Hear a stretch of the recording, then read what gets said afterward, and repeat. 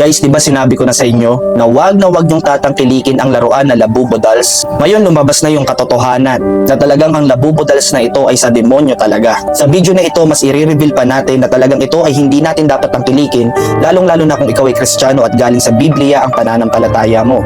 Na ang gumawa ng Labubo Dolls na ito ay si Kasing Lung. Actually, itong si Kasing Lung, hindi lang Labubo Dolls pala ang kanyang ginawa. Meron pa siyang ibang mga laruan na ginawa, na mga monster dolls na ginawa. Nandiyan na nga po si Taikoko, Zimomo, Labubu, Spooky. At napansin ko lang sa mga laruan na ito, talagang nakakatakot yung mga itsura nila. At yung pinaka-cute lang or medyo hindi lang nakakatakot ng konti na itsura ay ang Labubu. So si Labubu doll ay isang monster elves or mga duwende. Ito yung kumakalat sa mga tao. At ngayon matutuklasan natin na ang leader pala ng mga Labubu dolls or mga Labubu elves na mga duwende ay si Zimomo. Sa atin pong pagre-research, natuklasan po natin sa IG account ni Kasing Lung si Zimomo. At makikita natin talagang demonyong-demonyo yung itsura ng Zimomo doll na ito.